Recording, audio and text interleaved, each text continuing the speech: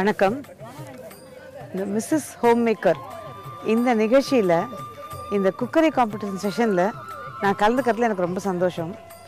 ஆக்சுவலாக இந்த home maker ப்ரோக்ராமே பார்த்திங்கன்னா வீட்டில் பெண்கள் வந்து வீட்டோடு அப்படியே முடங்கி இல்லாமல் நிறைய அவங்களோட டேலண்ட்ஸை வெளிக்கொண்டு வர ஒரு நிகழ்ச்சியாகும்.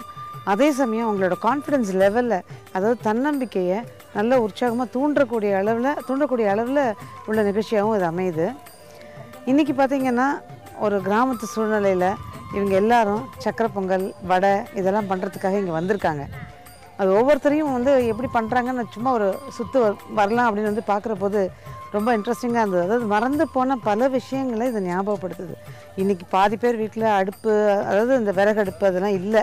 இருந்தாலும் இங்கே பார்த்திங்கன்னா இந்த அந்த விறகடுப்பில் அவங்க உட்காந்து குழலை வச்சு ஊதிக்கிட்டு அந்த விறகை எரிய விட்டு அதில் பண்ணுற பொங்கல், அதில் பண்ணுற வடை இதெல்லாம் இப்போ நாங்கள் டேஸ்ட் பண்ண போகிறோம்.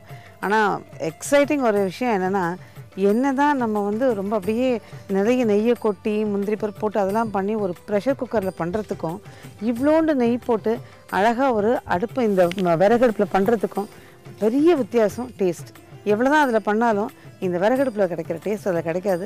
இவங்க அவ்வளோ பேரும் மெனக்கட்டுருக்காங்க பாருங்கள், அதனால் அது இன்னும் கொஞ்சம் கூட டேஸ்ட்டாக இருக்கும். ஸோ இப்போ ஒவ்வொருத்தரும் பண்ணதை பார்க்க போகிறோம்.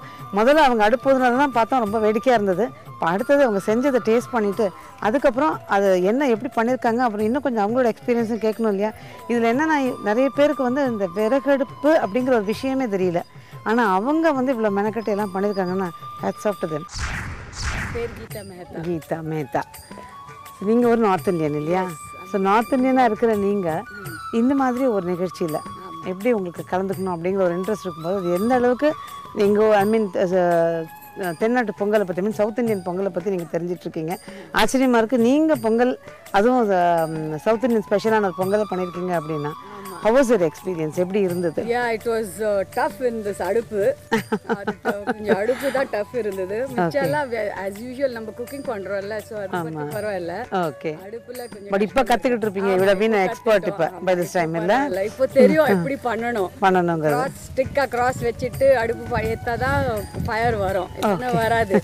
நல்லா ஒரே மாதிரி கூட்டமா போட்டா வராதுன்னு. சோ அப்படியே செப்பரேட்டா வெச்சிட்டு அது பண்ணணும். ஓகே. இப்போ நீங்க பண்ணிருக்கிறது சக்கரை பொங்கல், அது என்ன ஸ்பெஷல்?